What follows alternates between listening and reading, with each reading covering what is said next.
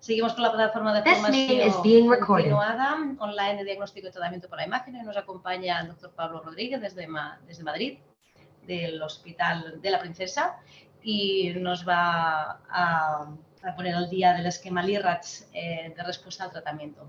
Pablo, cuando quieras, recuerda que hasta 9 menos cuarto aproximadamente, si puedes, y luego pasaremos a las preguntas. Perfecto, muchas gracias. Bon dia a tothom, buenos días a todos y gracias por la invitación. Vamos a poner...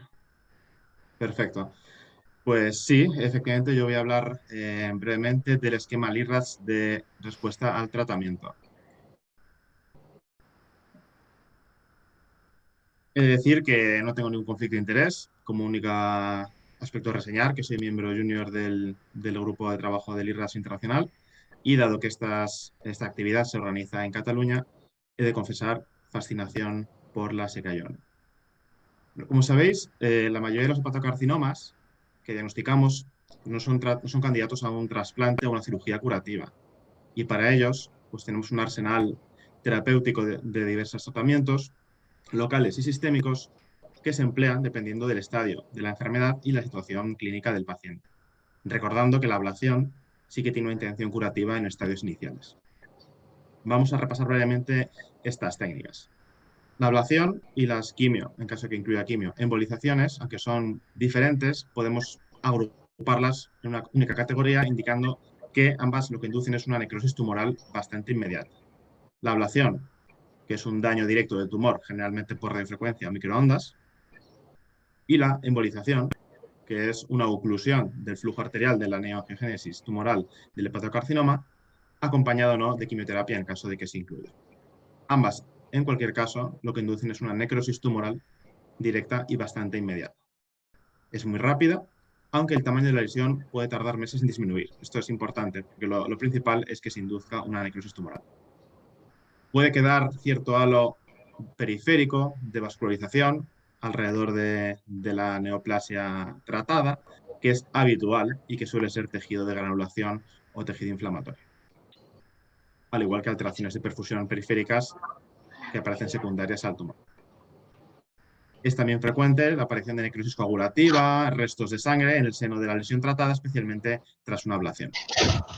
Respecto a la radioterapia, tanto la radioembolización como la radioterapia externa, pues el principal efecto terapéutico es la radiación. La radioembolización, a pesar de tener embolización también, el efecto embolígeno es menor que en la embolización tradicional y el principal efecto terapéutico es la radiación. En ambos casos, la radioterapia tiene un efecto mucho más tardío, prolongado y retardado, y la necrosis tumoral tarda mucho más en establecerse. Esto es muy importante también a la hora de evaluar su eficacia. La respuesta puede tardar en aparecer hasta meses. Y puede haber realce persistente, mucho más persistente y duradero que en la ablación o la quimioembolización. Y eso también es una cosa a tener en cuenta, porque no nos tiene que hacer pensar en que el tratamiento necesariamente esté yendo mal, sino que es mucho más lenta el efecto de la radiación. Y el tamaño de la lesión es muy variable. Puede ocurrir que en estadios iniciales tras el tratamiento de radiación la lesión crezca de tamaño por infiltración inflamatoria, luego puede decrecer lentamente. El tamaño es muy variable y no nos debe inducir a error pensar que por el crecimiento de una lesión haya una mala respuesta. Por supuesto, también la radiación ejerce muchos más efectos secundarios sobre el parénquima hepático circundante, inflamación inicial o incluso fibrosis tardía secundaria a la propia radiación. En consecuencia, con la radiación, tanto la radioterapia externa como la radioembolización, hay que tener muy en cuenta que los efectos los vamos a ver a medio y largo plazo y esto es muy importante tenerlo en cuenta a la hora de hacer los controles por imagen. Cuidado en los 6 primeros meses porque los efectos pueden tardar bastante en aparecer. Y en cuanto a terapia sistémica, pues como sabéis, se utiliza en hepatocarcinoma avanzado, que no es susceptible a otros tratamientos. Y esto es un mundo, desde luego, en evolución absolutamente continua, porque hasta 2006 no había prácticamente nada. Apareció sorafenib y ahora cada vez que lees un nuevo artículo hay 3 fármacos nuevos con nombres endiablados, difíciles de pronunciar, y los esquemas cambian continuamente. Para agrupar un poco las técnicas, las herramientas que tenemos de terapia sistémica, decir que, grosso modo, tenemos la familia de los inhibidores de tirosinquinasa, que es fácil reconocerlos, acaban en NIP, y lo que afectan es la vía de tirosinquinasa, ¿no? Afectan la neoangiogénesis y la viabilidad celular. Tenemos también los inhibidores del factor de crecimiento vascular endotelial, que también afecta la neoangiogénesis, y son MAPs, son anticuerpos monoclonales. Y la inmunoterapia, esta nueva familia de fármacos, que son MAPs también, monoclonal antibody, acaban en MAP y tienen Ls por el medio, para que los podamos reconocer un poco, ¿no? Y son, pues, son fármacos y lo que hacen es, grosso modo, estimular la respuesta inmune del organismo frente al hepatocarcinoma. Esta familia de nuevos fármacos de inmunoterapia asocia fenómenos nuevos como la pseudoprogresión, la respuesta duradera, la hiperprogresión o la respuesta disociada. Son fenómenos no asociados a las quimioterapias tradicionales, son raros, pero ocurren y es importante tenerlo en cuenta. De todos modos, esto escapa al interés, vamos, a la cobertura de esta charla, y aquellos que tengan más interés en profundizar, dejo este par de artículos que habla sobre estos fenómenos. En definitiva, frente a este arsenal terapéutico es muy importante que tengamos herramientas para evaluar la eficacia de esos tratamientos, ¿no? Tenemos que ver qué tejido tumoral queda viable tras el tratamiento, ver si aparecen nuevas lesiones y descartar, por supuesto, complicaciones del tratamiento propio. En definitiva, lo que tenemos que ver es la necrosis tumoral. Y para ello necesitamos criterios de respuesta específicos. Y aquí entra el esquema LIRADS. El esquema LIRADS, como sabéis, nace en 2017 bajo el paraguas del Colegio Americano de Radiología. Aquí tenéis el enlace internet gratuito y accesible. Y tiene un esquema, dentro del esquema LIRADS, tiene un esquema específico para valorar la respuesta al tratamiento a estas terapias que hemos mencionado. Sepáis, recordad que el esquema LIRADS se aplica al hepatocarcinoma o también a lesiones malignas con confirmación anatomopatológica o alta sospecha. No solo es propio del hepatocarcinoma. Valora principalmente la vascularización. El esquema LIRADS de respuesta al tratamiento nace del MRCIS, se basa en él principalmente y valora la viabilidad del tejido neoplásico. El tamaño aquí, como hemos dicho, no es tan importante. Con diferencia al MRCIS, sí que hay que destacar que el esquema LIRADS de respuesta al tratamiento valora cada lesión individualmente, no valora la respuesta colectiva general. Tiene una aplicación clínica de investigación y docencia, tiene una voluntad global, ¿no?, de cubrir un poco todo. Y se puede aplicar tanto en la ablación local como en embolización arterial. Aquí es donde está más validado este esquema de respuesta al tratamiento. Se puede aplicar también para valorar respuesta y recidivas en lechos de resecciones, pero cuidado con la radioterapia. La radioterapia, como hemos visto, tiene una respuesta bastante peculiar, retardada, tardía y muy evolucionada en el tiempo. Y el esquema LIRADS debe aplicarse con mucha precaución, porque no responde a los parámetros tradicionales de respuesta al tratamiento. Cuidado también con la combinación que se están enseñando cada vez más de terapia sistémica con terapias locorregionales. También cuidado, porque el esquema LIRADS de respuesta al tratamiento no está validado para valorar respuesta a terapia sistémica. Esto es importante incidir en ello. Como técnicas de imagen, se puede aplicar tanto en TC con RM, incluyendo los contrastes extracelulares. Y de momento, el CEUS, el contraste ecográfico, no está incluido en el esquema de respuesta al tratamiento. Como sabéis, el esquema LIRADS de respuesta es bastante sencillo, es más sencillo que el esquema LIRADS de diagnóstico. Incluye 3 categorías. Es fácil. Tenemos el LIRADS no viable, cuando la lesión tiene una necrosis aparentemente completa, y LIRADS viable, cuando la lesión tiene aún restos de tumor o sospechosos de viabilidad tumoral. Son engrosamientos nodulares periféricos, pseudonodulares, irregularidad mural, que pueden tener hipervascularización arterial o levado tardío o un patrón similar de vascularización como el hepatocarcinoma pretratamiento. Y esto es una variación también incluso dentro del esquema LIRADS, porque no necesariamente tienen que incluir las 3, ni siquiera hipervascularización arterial y lavado tardío. Con que tenga solo una de ellas ya se considera tejido viable, porque tras un tratamiento locorregional muchas veces el esquema tradicional de hipervascularización arterial con lavado tardío no se mantiene en el hepatocarcinoma y es importante recordar esto. En cuanto al crecimiento, como sabéis, no es un criterio mayor, desde luego. El crecimiento es muy variable. Es verdad que a la larga, cualquier lesión tratada correctamente y con respuesta completa debe de crecer pero este decrecimiento no es necesariamente precoz ni inicial y muchas veces nos va a llevar a equívoco, con lo cual el crecimiento en principio no está incluido como un esquema de respuesta inicial. Y aquellas lesiones que no entren en categoría viable o no viable, pues entrarán en el cajón de desastre de equívoco, que es un poco, como ahora veremos, un poco peculiar. Cuando tengamos una prueba diagnóstica que no es evaluable, porque técnicamente no es adecuada, porque no podemos valorar la viabilidad o no viabilidad tumoral, pues lo catalogaremos de no evaluable. Los criterios auxiliares LIRADS tradicionales nos pueden ayudar a nosotros como radiólogos interpretar la imagen e inclinar la balanza hacia un lado o hacia otro, pero no están incorporados oficialmente, ¿vale? No los vamos a utilizar de manera oficial en el esquema LIRADS de respuesta al tratamiento. Solo nos vamos a basar en la vascularización tumoral. ¿Y cómo aplicamos esto a la práctica diaria, ¿no? ¿Cómo usamos este esquema? Pues este esquema es bastante sencillo, solo vamos a medir el tejido viable, no vamos a medir la lesión completa, solo aquellas porciones más grandes de tejido tumoral que creemos que pueda ser viable todavía. Y como dije antes, cada lesión se va a categorizar individualmente, de manera independiente, ¿vale? A cada lesión se le categorizará como el IRRAS viable o no viable y se comparará con las pruebas previas, idealmente especialmente con la prueba pretratamiento para valorar el grado de respuesta al tratamiento. ¿Qué desempeño tiene este esquema? Pues bueno, tiene unas sensibilidades y especificidades bastante buenas para valorar la necrosis tras ablación, también tras la quimioembolización, que son las dos técnicas que están más validadas en este esquema de tratamiento, y una correlación interobservador que no está mal. Y ya se ha demostrado que las categorías no viable o equívocas sí que tienen una mayor supervivencia que las lesiones categorizadas como viable. Como puntos fuertes de este esquema, así como resumen que me podría hacer así de cara a la audiencia, diría que es sencillo, que es relativamente sencillo de aplicar, es un esquema binario, es viable versus no viable. Eso aquí no hay más categorías, e incluye la equívoca, que es un poco cajón desastre. Valora la respuesta de cada nódulo y amplía el MRCIST, porque no se basa únicamente en la hipervascularización y el lavado, sino que la separa e incluye también un esquema de vascularización similar al tumor original.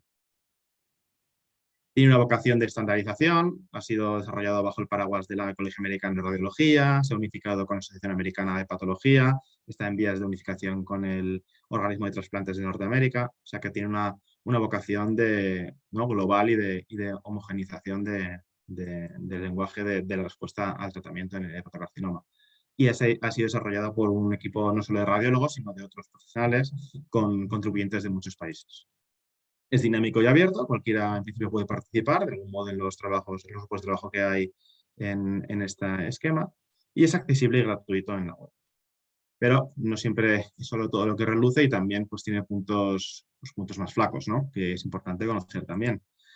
Yo creo que le queda rodaje, como comentábamos inicialmente, pues tiene una evolución escasa, han salido varias versiones, pues continúa su validación y hay que perfeccionarlo. Es un esquema que todavía le queda evolución. No es válido para valorar no está validado para valorar la respuesta a la terapia sistémica, eso es un punto flaco también. La radioterapia es complicada de valorarla, no se puede hacer pero con cuidado, no hay un esquema específico del IRRAS de tratamiento de radioterapia. Continúa sin resolver el problema de los hepatocarcinomas infiltrativos, cuya respuesta es complicada de valorar también.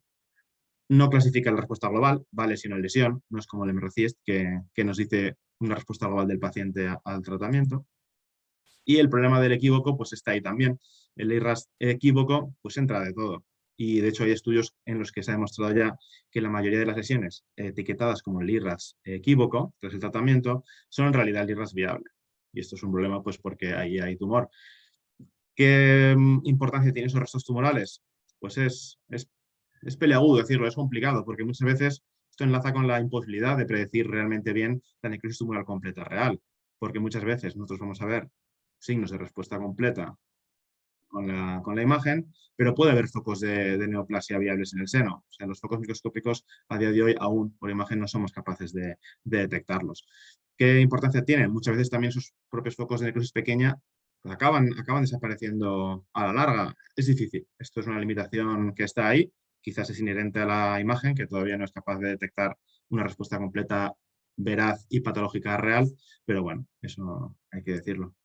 Y obviamente pues tiene un sesgo norteamericano, pues tiene una vocación global este sistema, pero está desarrollado principalmente en América del Norte y los principales implicados en su desarrollo pues son de América del Norte y eso pues también tiene el sesgo pues local. Muy brevemente comentar el gran esquema de referencia MRCIST, ¿no? De respuesta al tratamiento, que fue desarrollado, como sabéis, en 2010 como una enmienda al esquema RECIST tradicional para incorporar pues, la evaluación de la vascularización tumoral, porque la respuesta por tamaño pues, es claramente insuficiente en este cáncer, ¿no? En el hepatocarcinoma. Y de este esquema MRCIST es de donde parte el esquema LIRADS de respuesta al tratamiento. En comparativa rápida de ese esquema LIRADS de respuesta y el esquema RECIST, pues podemos ver que efectivamente el esquema RECIST está aplicado únicamente al hepatocarcinoma o frente al LIRADS, perdón, que sí que abre la veda a incluir lesiones malignas de otra etiología. Ambos van a valorar la viabilidad tumoral en cuanto a vascularización del tumor residual, pero el MRCIST únicamente se basa en la hipervascularización arterial. El LIRADS amplía e incluye lavado tardío o un patrón similar al tratamiento, a la lesión pretratamiento. No necesariamente los tres, sino cualquiera de las tres categorías. El MRCIST valora la respuesta global del paciente frente al LIRADS que valora la respuesta individual de cada lesión. Ambas se aplican en ablación y embolización. Terapia sistémica, obviamente sí, se ha utilizado y se utiliza el MRCIST. No está validado en LIRADS. La radioterapia continúa siendo un campo a desarrollar, no hay un esquema todavía específico de respuesta, y la inmunoterapia, cuidado también, que tiene unas particularidades especiales como hemos comentado previamente. Y el esquema de categorías del MRCIST que todos conocéis, ¿no? Desde respuesta completa hasta progresión, el concepto de lesión diana, etcétera, etcétera. Ambos aplicables a TC y RM. Y el MRCIST nace para valorar ensayos clínicos, respuesta a ensayos clínicos, aunque sí que tiene una traslación, tiene un traslado a la práctica clínica, aunque es más farragoso y más complicado quizás de utilizar. Y el esquema LIRADS tiene una vocación pues, de aplicación clínica e intentar simplificar las cosas para un uso diario.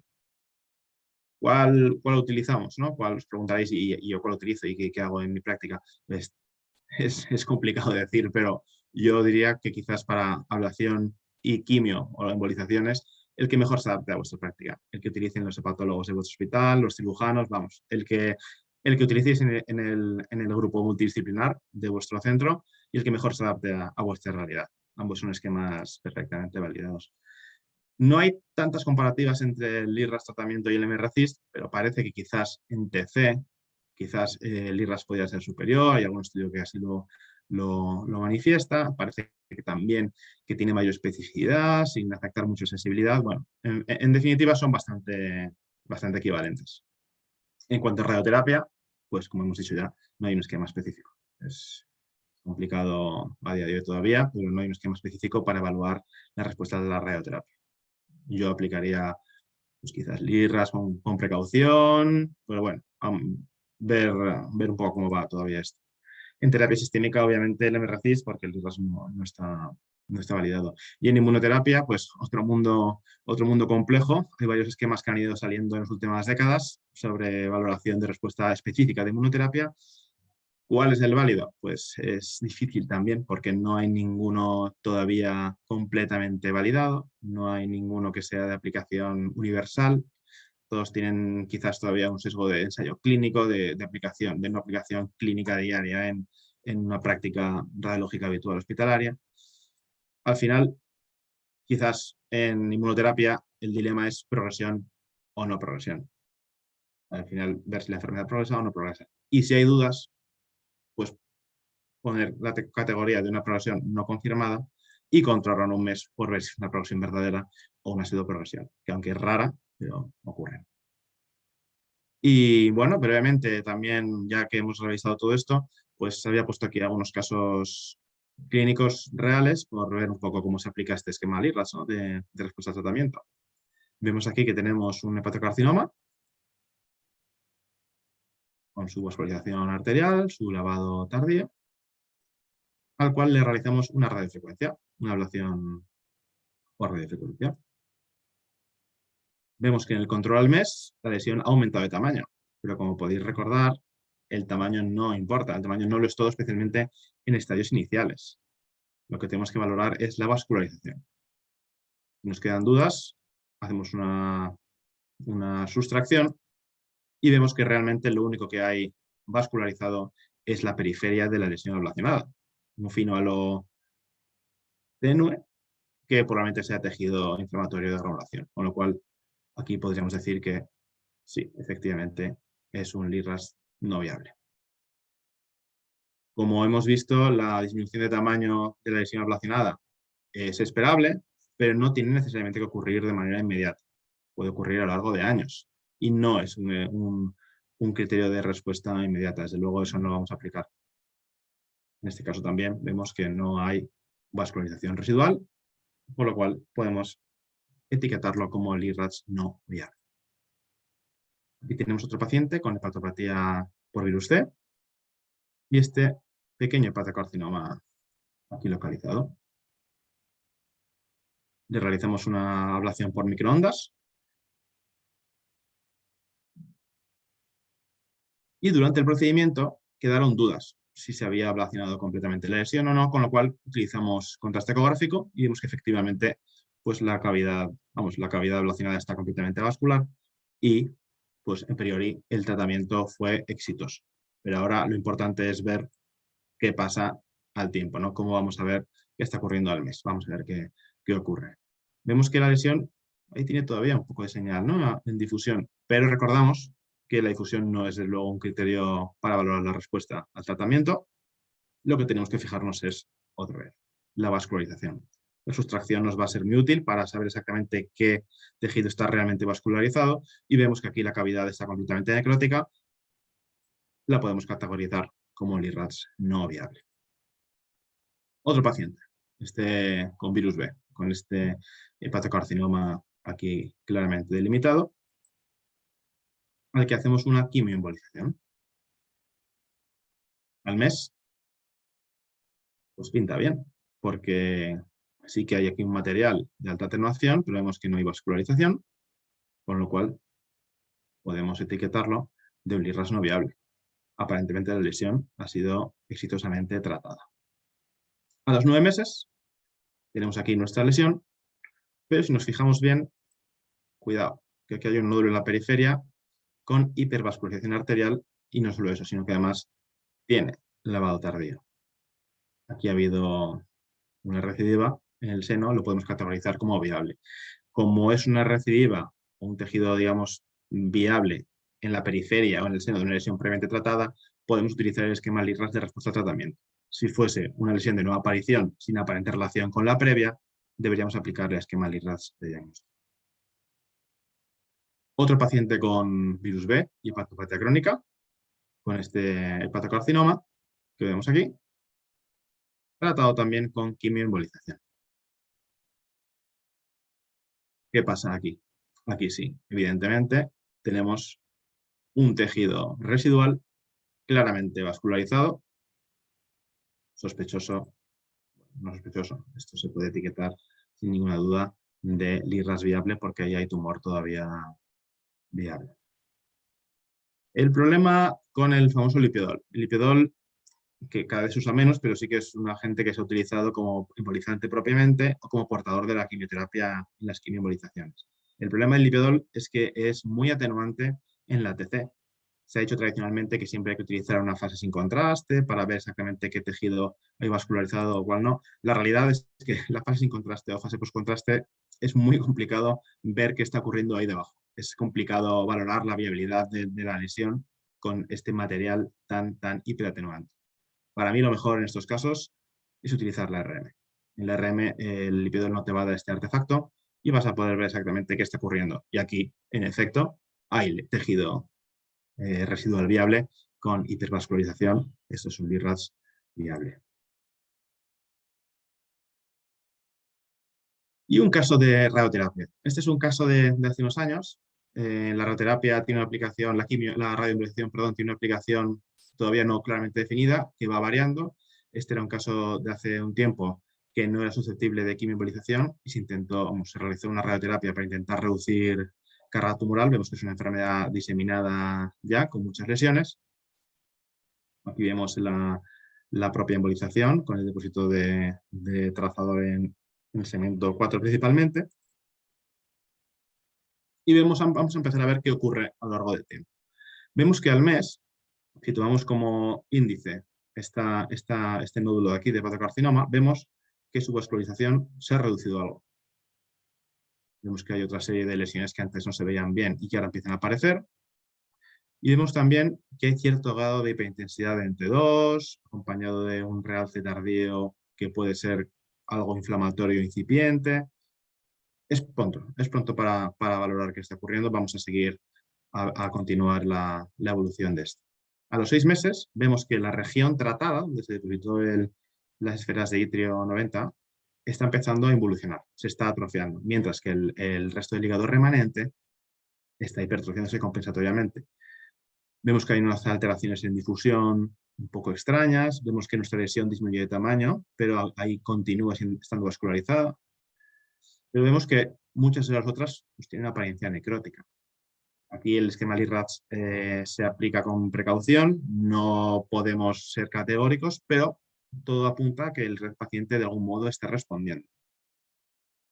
14 meses después, vemos que el área tratada tiene una marcada atrofia con retracción capsular, disminución de tamaño, y bueno, pues las lesiones vascularizadas, los focos de hepatocarcinoma, ya no se ven con tanta claridad. Pues tiene una pinta aceptable, el paciente está respondiendo, desde luego.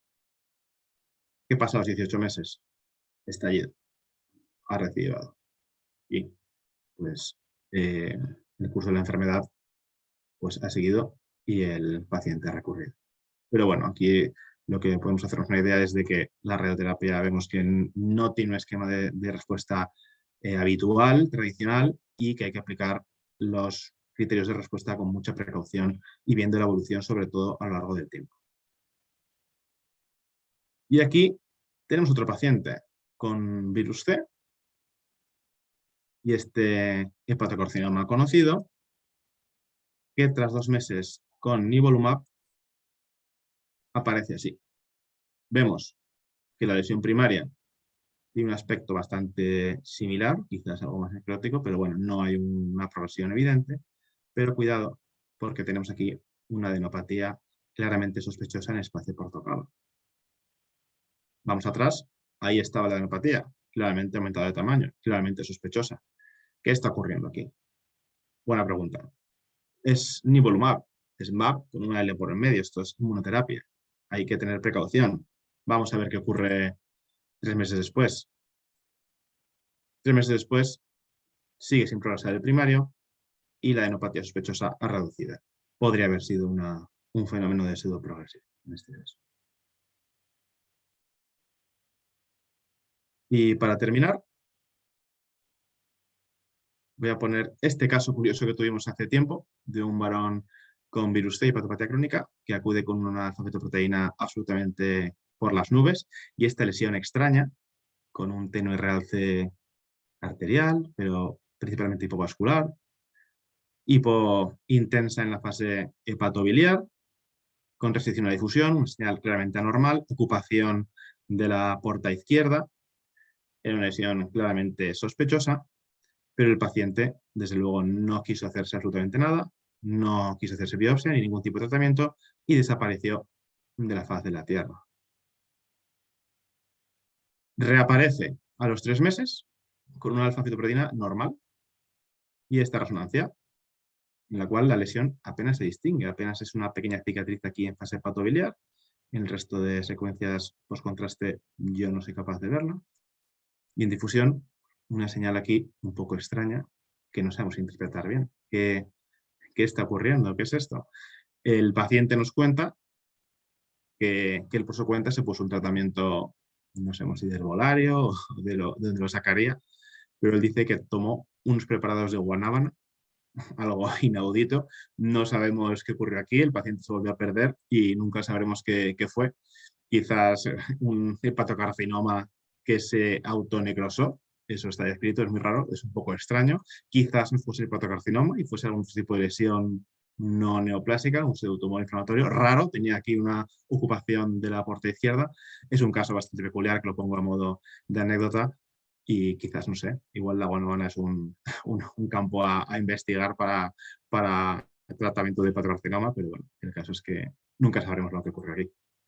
Y para ir terminando, hablaré muy brevemente de qué rodaje le queda a este esquema de tratamiento. Pues, como hemos dicho, le queda actualización, le queda perfeccionamiento, está pendiente de sacarse una nueva versión del esquema LIRRAS de respuesta a tratamiento. Se espera incluir un esquema específico para radioterapia, quizás idealmente también abordar la terapia sistémica, ver cómo la podemos evaluar adecuadamente.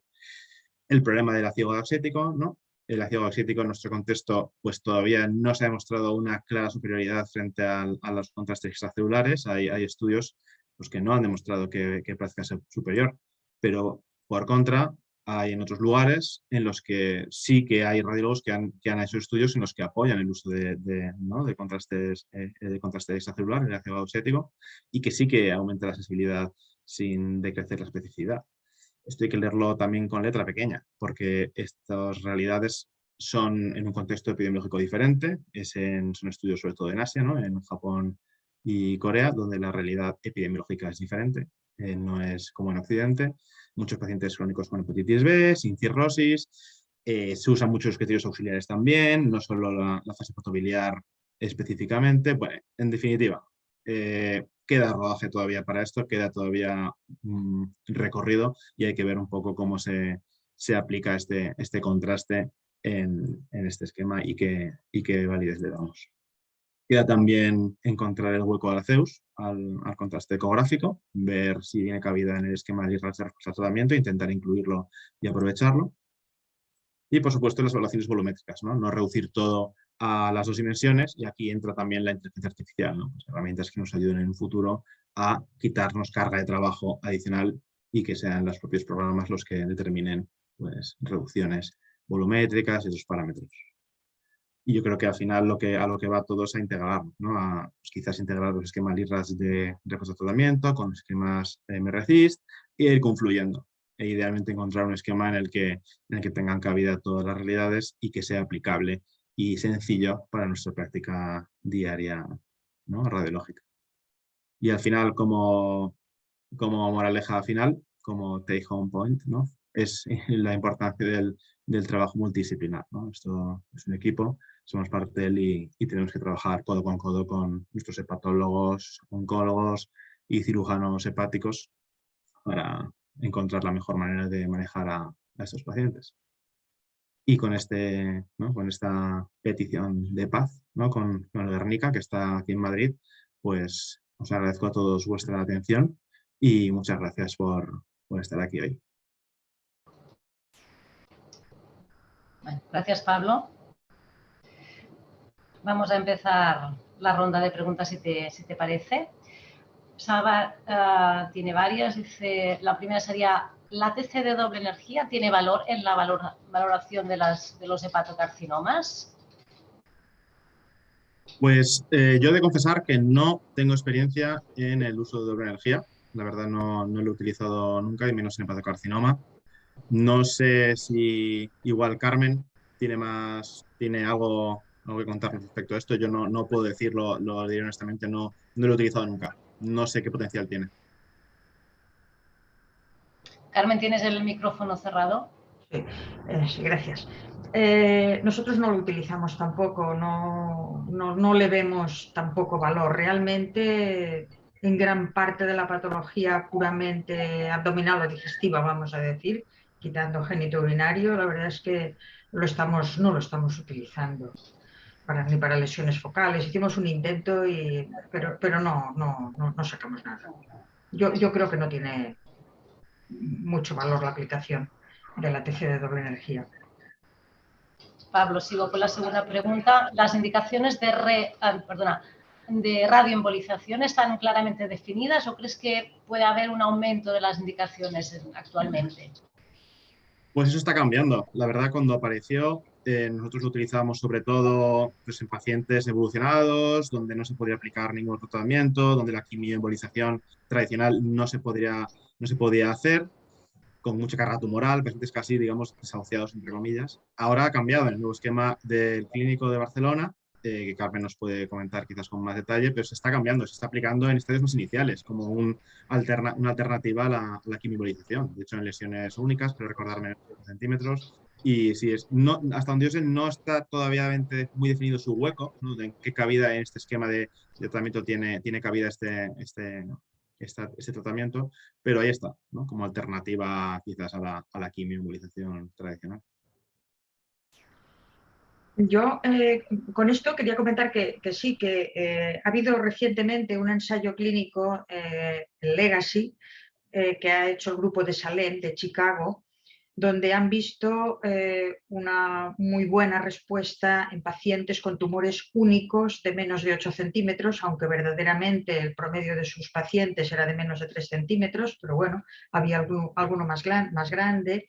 Y en base a esto se ha puesto, no como indicación primaria, digamos, sino como indicación para aquellos pacientes que por la razón que sean, teniendo un tumor único de menos de 8 centímetros, no puedan ir a cirugía porque tengan una hipertensión portal, no puedan ir a trasplante pues porque sean mayores, o que no se pueda hacer una ablación, pues quizás por la localización de la lesión. Entonces, estos pacientes con este concepto de migración de tratamiento, si tú no les puedes hacer nada de eso, tendrían que ir directamente a quimioembolización, ¿no? Que es lo siguiente que tenemos. Pues no, ahora se puede incluir en la radioembolización si los tratamientos, digamos, iniciales de primera opción, pues no son viables para un paciente en concreto. Que es lo que demuestra pues, que en la práctica clínica a veces tú vas a hacer una cosa y no puedes por las circunstancias del paciente y tienes que hacer pues otra, la siguiente, o yo qué sé, o incluso nada, porque si el enfermo no es viable, porque tiene unas arterias malas para poder hacer una quimioembolización, una radioembolización, pues ya te vas al sistémico, y si encima tiene unas placas de ateroma enormes, pues con un tumor de 2 centímetros puedes no tener opción, ¿no? En algún paciente, pero vamos, pues ahí está incluido. Y en cuanto al resto de sitios, pues la verdad es que siguen habiendo ensayos clínicos en marcha. Ninguno de ellos ha podido demostrar prospectivamente que la radioembolización da una mayor supervivencia para los pacientes, que es de lo que se trata, ¿no? Es verdad que la radioembolización a veces consigue una especie de segmentectomía rádica, ¿no? Y esos enfermos van bien y a lo mejor pues, evolucionan sin enfermedad durante 8 años, pero eso no es la mayoría. Entonces, eso, claro, se presentó un enfermo en la ESGAR de esas características, ¿no? Y bien, y los hay, pero no sé si eso no se debe aplicar al conjunto, porque, o sea, y todavía no está, digamos, pues indicado de forma consistente, pues por esa falta de demostración de que la gente con un determinado tipo de tumor vive más que si se aplica una TACE, o con otro determinado tipo de tumor que si se aplica un tratamiento sistémico. Y ese es el motivo. ¿Poderse saber? Sí que se puede. ¿Cómo irá? Pues no se sabe. Entonces, pues por eso no. Yo creo que tiene campo, probablemente, pero aún no está definida digamos, el abanico, el nicho de utilización. Bueno, Sí, lo que ha dicho sigo. Carmen, efectivamente, es, a mí el ensayo Legacy, este que ha mencionado Carmen, a mí me ha cambiado el paradigma de utilización de la radioterapia. Para mí antes era algo en pacientes muy evolucionados, como última vía, cuando la quimioembolización ya no puede realizarse o técnicamente no es factible, y ahora va al revés, o sea, parece que va hacia adelante, ¿no? O sea, que va hacia lesiones únicas y como en estadios más iniciales. Eso a mí también me ha cambiado bastante el esquema. Continuamos con las preguntas, Pablo. Salva pregunta si crees que los informes de tumores hepáticos deberían ser siempre en formato de informe estructurado. Esa es la pregunta, buena pregunta. Yo creo que sí y no. O sea, sí, el informe estructurado obviamente aporta homogeneidad, aporta estandarización, aporta un lenguaje común, como el esquema LIRRAS, por ejemplo, ¿no? Que todos hablemos lo mismo, y nos facilita la lectura a nosotros y la lectura a nuestros compañeros clínicos y a nuestros compañeros radiólogos. Y sobre todo la extracción de información del informe, ¿no? Si tenemos una serie de ítems organizados, pues es muy fácil la búsqueda y la categorización. No sería partidario yo de una estructuración absoluta, porque muchas veces la enfermedad es compleja. Muchas veces hay casos muy complejos, hay casos que requieren un desarrollo por parte nuestra para que el radiólogo deje su impresión, ¿no? A veces que son dudosos y cosas que no son fáciles de categorizar. No todo entra en blanco, negro o gris, sino que hay muchísima gama de diferencias. Y yo creo que para mí quizás lo ideal sería un informe, sí, estructurado en cuanto a una serie de ítems básicos que incluir, pero dejando un margen a la individualidad de cada radiólogo. Cada individuo es un mundo. Hay gente que le gusta informar más en prosa, más desarrollar, y hay gente que es más esquemática, pero sí que hay que dejar un hueco, para que en aquellos casos especialmente complicados la impresión nuestra quede plasmada y dejemos un poco nuestra reflexión de qué está ocurriendo ahí debajo. Hay veces que no es fácil plasmarlo en una serie de ítems o cuantitativamente. Sé que sería esto último que dices, vendría un poco a contestar la siguiente pregunta de Salva, que dice: ¿opinas que el informe radiológico debería incluir valoración de variables cuantitativas o solo cualitativo? O sea, o ambas, ¿no? O sea, creo que estás lo que acabas de decir, ¿no? Sí, efectivamente, era una combinación. Sí, lo importante al final, o sea, sí que está bien estandarizar y hacer informes estructurados, desde luego, sobre todo en patologías como muy definidas, como por ejemplo esta. Pero al final, vamos, el objeto del informe es reflejar nuestra impresión y tiene que ser algo que sea útil, no para nosotros únicamente, sino para el lector. Tiene que ser algo que el lector vea bien, interprete, sea un lector compañero radiólogo o de otra especialidad, pero tiene que ser información que ellos puedan interpretar y que cambie el manejo, ¿no? Que tenga un impacto en el manejo del paciente. No pueden ser informes que no sean interpretables. Y por último, Salva pregunta: ¿cuál es tu opinión con los algoritmos de inteligencia artificial y de radiómica aplicados a la evaluación del paciente con hepatocarcinoma?